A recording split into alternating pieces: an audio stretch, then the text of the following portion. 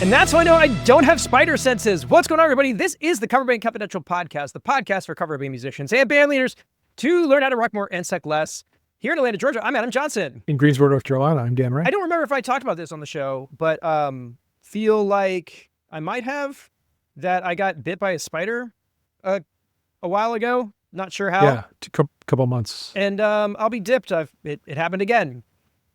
So Spiders, man. I clearly have a spider problem. And I've got the bug bank coming out to look at it, but yeah, you're just extremely tasty. That's what it comes down to. You're delicious. As a person with anxiety, this is literally my absolute nightmare. Oh, I'm sorry. Yep, I don't know what it is about that, but all I can say is I'm wearing a 5-inch inseam short right now because this thing is just red, hot, and mad, and I gotta let it breathe. There's a story in my wife's family that her little sisters, a couple of years younger than her at one point, when she was little, looked at their mother and said, "Mommy, I love you more than spiders do." Wow.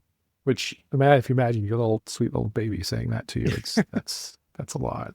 That's a lot. Yes, well, apparently spiders love me more than other things. Anywho, yeah. My nightmares aside, you've got some big news.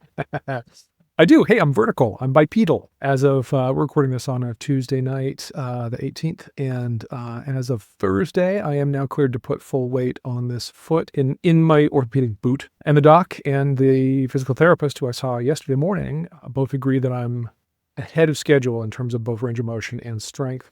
Still a lot to go to get like really comfortable and walking like a normal human, but in good shape. So the PT gave me a bunch of exercises and stretches and stuff, which I've been doing diligently today, and I am correspondingly pooped. Tiny little exercises, not a big deal exercises, and I am wiped out. So that's what life's going to be like for the next couple of weeks. But the going forward on coming Monday, I get to take the last foam wedge out of the boot and be flat-footed on the boot.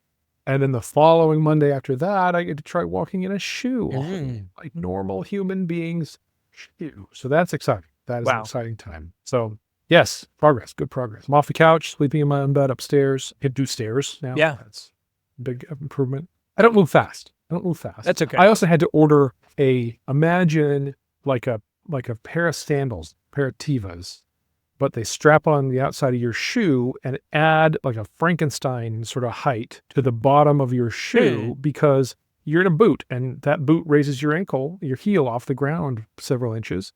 And if you don't have that balanced out by some height on the other foot, you're going to be all lurchy and it's going to hurt you very much. Yeah. So I have this bonus height thing happening underneath my non-hurt foot. Yeah. So now I can reach stuff off the really high shelves. Nice. And yeah. Silver lining. Yeah, always. Fantastic. I'm just so glad that we're staring down the barrel of getting out of this whole situation. So yeah, it's really good to be recording a podcast here at the desk instead of lying on the folded out couch bed. It's great. I'll drink to that. Here. Here's my water. So let's see. I can confirm. Feels like business is drying up. I think things are just a little too unsure. We had kind of speculated. Nothing new has come in. I have gotten some stuff tied down and that feels good. But a lot of the hot leads became very cold very quickly. Well, and folks on the Patreon are saying the same thing. Yep. Apparently been for those in the wedding industry, they probably saw this about 6 months ago. Yeah. The rest of us are just kind of finding out now. We'll see if it's just a dip or whatever. But if you are a person looking to diversify your revenue streams, now would be a good time to start looking into alternatives. Right. Yes. Fiverr, whatever you can do. Yeah. In other news, I do have a gig coming up on Friday. It's another one of these gym gigs. Again, nice. I found out about it on Saturday of this week. I confirmed it today just because I didn't know the state of my leg. And I think I can make do. But being on your feet for 2 hours with a very large, unpleasant wound is probably great, but no, I'm just not in the business of turning stuff down at the moment because we know that public gigs beget other gigs. And this is weirdly one of the only things where people reach out to me about it because they just put my picture up at the gym. It's a big gym. So I get texts from people all the time. It's like, oh, you're playing on Fridays. Like, yeah, I mean, I played most Fridays for the past 20 some odd years up to this point. But yes, I'm playing this one specifically, and you saw it. Because you have friends who go there. Your people go to this gym. Right. And you. Yeah, I can't like promote it. It's kind of hard to market for because it's like all you have to do is sign up for it. Join the gym. Yeah. Sure.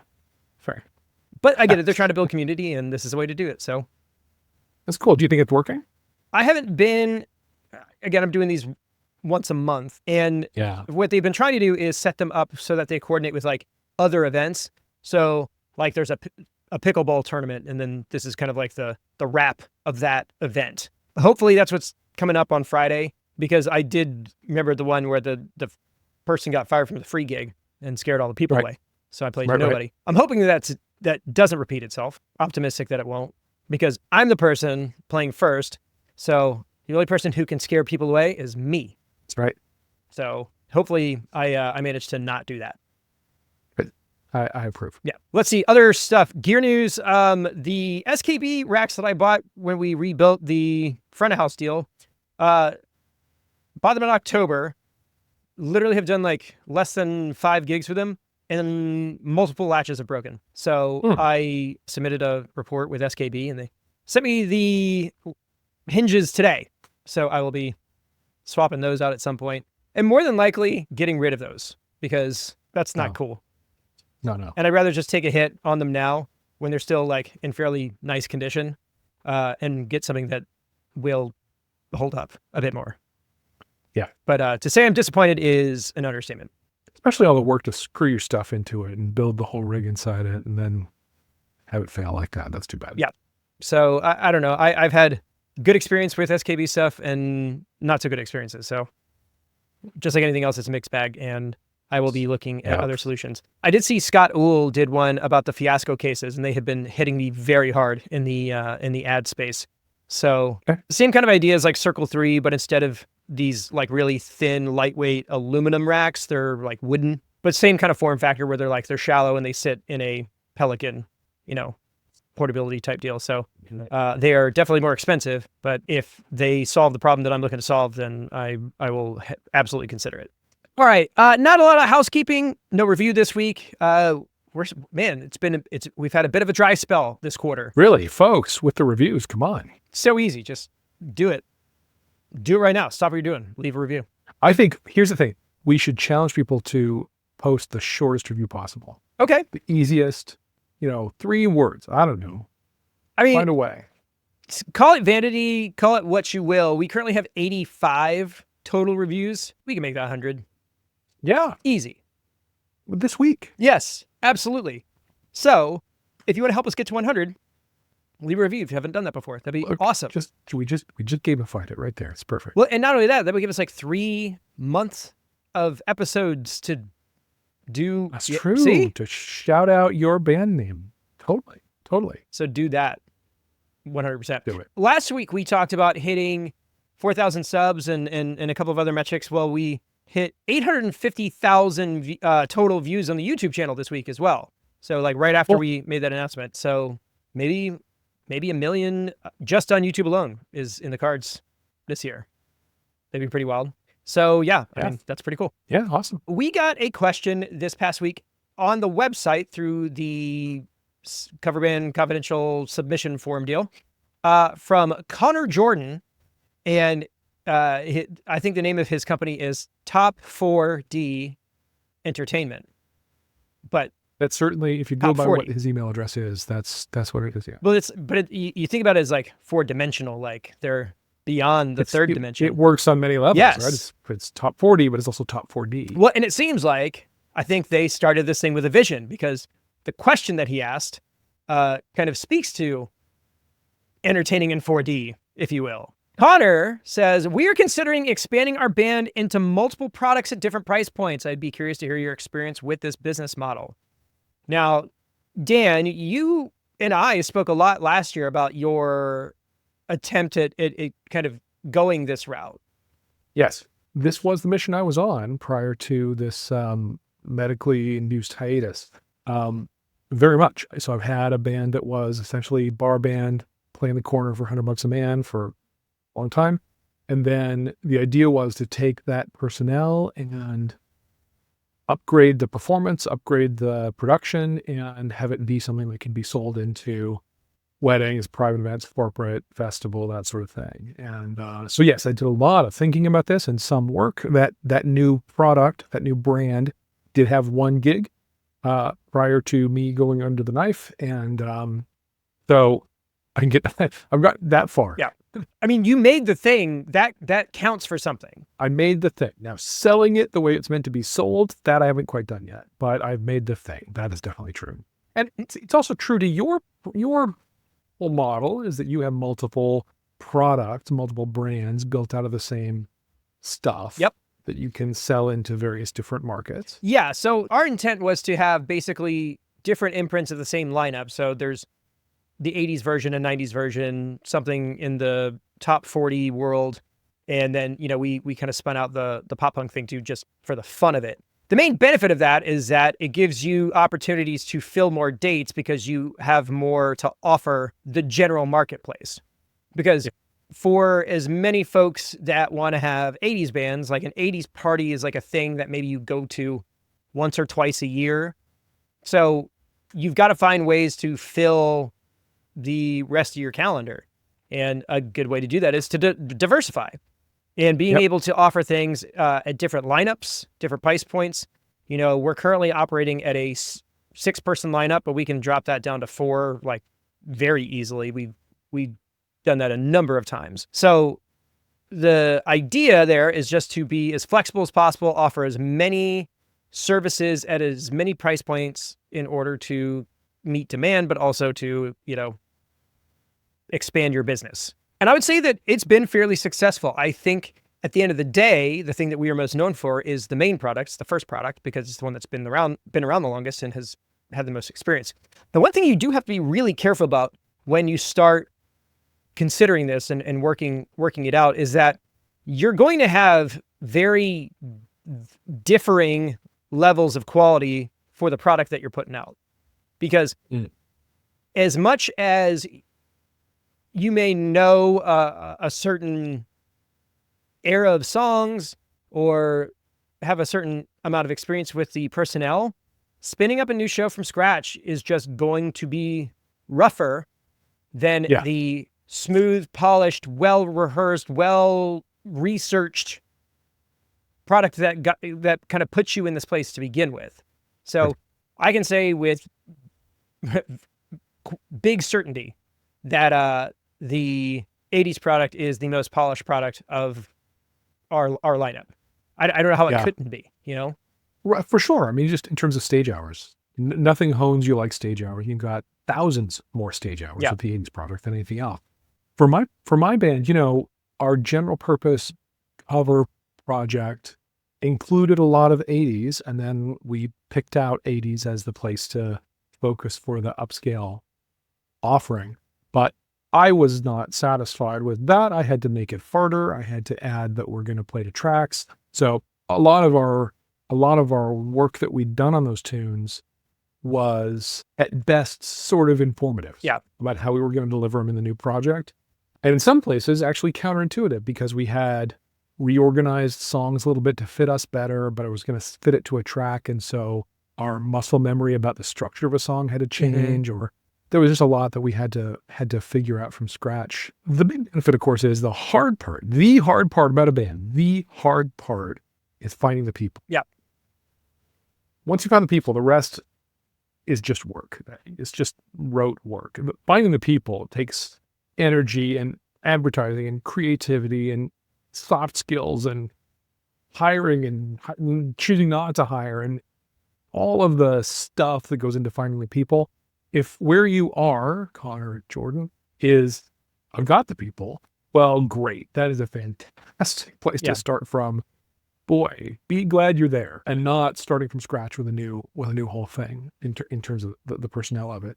I think there's a lot of things you got to consider when you're going to create a more upscale product. In my day gig, I am a product manager, and a lot of people hear that and say, product manager? Or say, no, product manager, very different thing. I don't really organize the day-to-day implementation of the software that I manage. And these days I manage the product managers. Yes. But we understand the market. We understand what we think can sell. We understand what customers think they want. They don't necessarily, the things they say they want may or may not be the thing that they actually really want, but listening to them is important because it gives you insight into what you can build to serve what they really need. You also have to consider the capacities you have, the tech you've already got, the people you've got, the people skill set areas you've got, all of that. And given all of that, you make wise decisions in the world of all those constraints about what product you're going to create. What of what we're going to build is the responsibility of the product managers. The how we're going to build it belongs to software developers. And God bless them. We need them. But I'm glad they're there for that. But what you're talking about here really is a product management question. What can I stand up? What can I create? But even before that, why would I do that? What's the purpose of hitting different price points? What's the purpose of moving up market?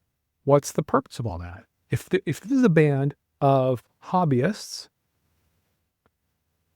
is my ambition to move up market even appropriate? It's a valid question. Might not. Yeah, might not be. But if we want our efforts to be compensated at a level that is worthy of our time as grown-up humans and not like 20-year-olds with guitars anymore, all right, well, maybe that's valid. So I would start, and I always do this. I'm like, way up, talk about the brand, think about what the promise is to the audience, all that stuff. Yeah. You're going to do that all again from scratch with this new thing because it is a new brand. And you got to think about, first of all, in this case, why I'm even doing it. And then what it is and what its promise is to bookers, audience, marketing partners, merch vendors. I don't know. Like you got to think about all the relationships. And then once you've kind of done all of that, you got to think about what the differentiators are. Why is this band different from my other band? In my case, content, material, focusing on the 80s, but it was also an upgrade in terms of production value. And so what that meant was some new lighting. We're going to be doing like some costume kind of work. I mean, I did my first gig in like a white linen Miami Vice suit. Pretty great, actually. So that's the other thing to think about is how you're going to differentiate this both from your existing product, but also other things that compete with it in the marketplace. A lot to think about, a lot to contemplate. Yeah, but I think the upside of kind of doing it this way is that a lot of the preliminary questions have already been answered. You've done that work, at least for the original, like the initial project. That's true. So that's true. Look, you don't have to worry about like how to get a PA to work. Right. You probably have that solved. Yeah. So, yeah. It's just a matter of, being able to convey a unique voice, in your marketing, something that encapsulates the thing that you're trying to do in a way that makes it instantly discernible. Where like you look at it and you see a picture of it, you hear the title of it and you go, yes, that's the real hard part. Yeah. In product marketing, we can call that a unique selling proposition, USP. And you think about how my 80s band is different from any other 80s band on the market. Reality is there's nobody in my town doing 80s to tracks. Okay. Which means it's always some interpretation. It's never like really how you learn to love it. And I can lean into that. I can market to that. Sure. Yeah. I mean, talking about the reasoning, like the why behind the whatever, there's a lot of upsides to going this route, especially when you got everything dialed in. You can offer a lot of unique things to clients and venues and all kind of stuff. There was a period of time where I was in a group that could do 2 nights in the same venue. So you could go to a town that maybe doesn't have a huge, built-in band market. Come in from out of town, you do 2 nights at the same venue, you get to leave all your gear up, and they're saving money on a couple of things, and you're making money, you're making twice as much money. That's a cool thing to be able to offer. Being able to do things like 80s versus 90s nights, like where you can literally like sell a package or an experience to a venue, like, hey, here's what we can offer. And that's really awesome.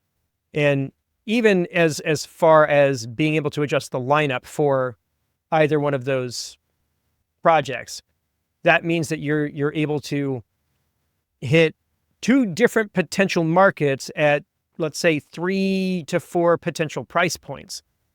Yeah. Like you're just opening up that net like so much wider than just I have this one thing and we do it this one way type deal.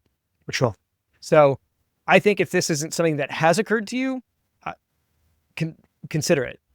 Really, put some thought into the idea, because the upsides are pretty substantial.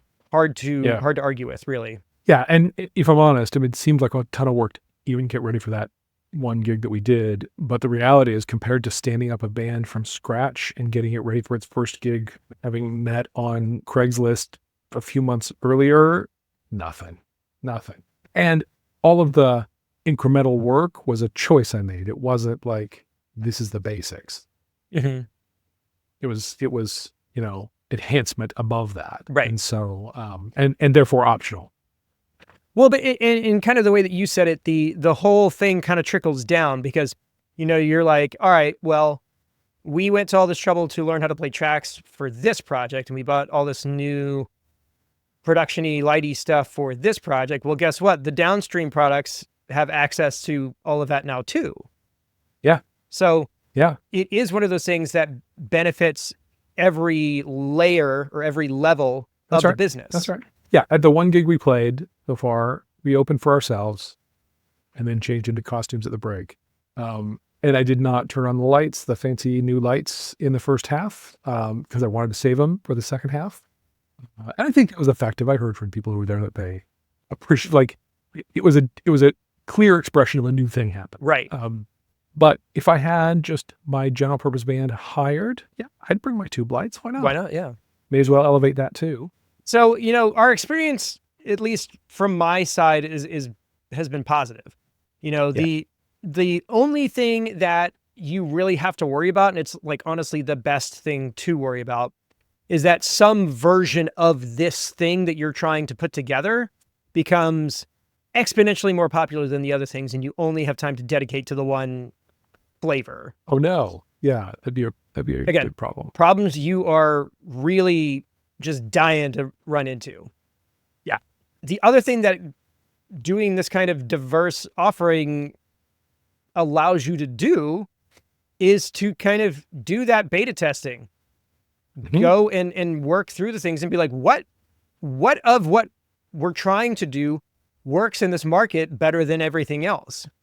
And it kind of gives you that additional insight into how you can really maximize your potential impact in your market by trying different things and, different permutations of the same lineup and different permutations of the content that you're trying to play through, like the catalog, like the look, the branding. Like you're doing, it's basically like sprints. Again, we can never get away from software development. Well, it's so relevant. And the point of doing sprints in software development is that it's a short feedback cycle, right? You try a thing, you get feedback on it, you pivot, you refocus, you work some more. And I think it's exactly the point you're making. I think the more thoughts you have at putting something in front of an audience and seeing what hits, what sticks, what doesn't, as long as you're oriented right around failure. Yes. If you're oriented around failure in a way that's not healthy, that's bad for you. Yeah. But if you're oriented in a way that, like, wow, that sucked. Awesome. Now I know what not to do. Yeah. It's a great thing. And that's what it is. Like, it's basically, the intent behind that kind of process is to fail fast. Yeah. So small. Try a thing where the stakes are low and it works or it doesn't work. And you take that information, and you roll it into the next thing. And you try something else new, and maybe something that worked last time didn't work this time. I mean, we were talking about the Wing Chun rule in the Slack this week. People talking about what songs to add to their sets. And we've got multiple crews in the Patreon community that are trying this thing.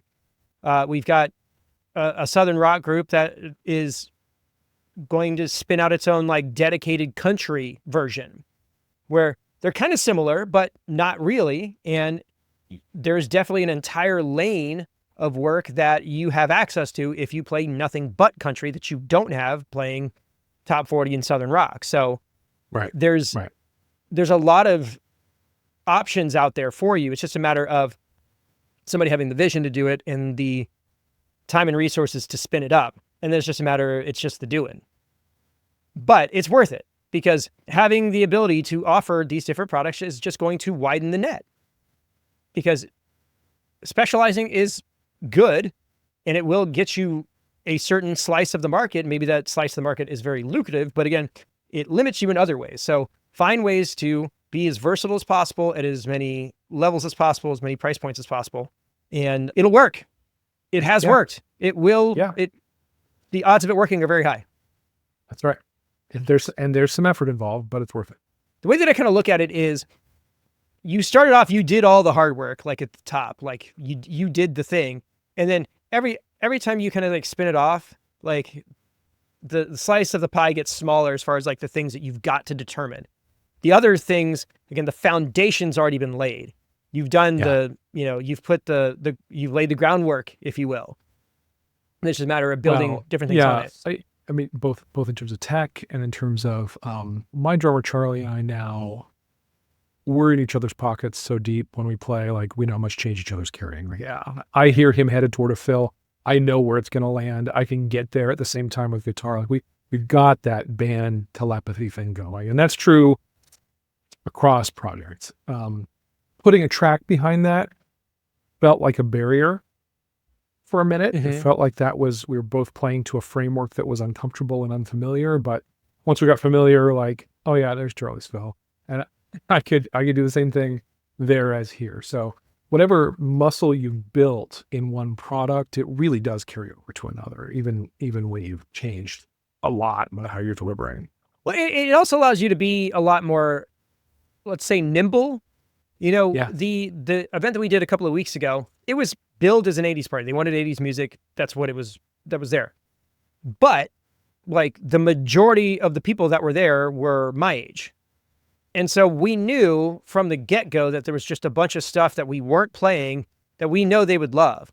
And so our encore was just a bunch of like 90s and 2000s stuff that we knew that everybody was going to like lose their minds over, and they did.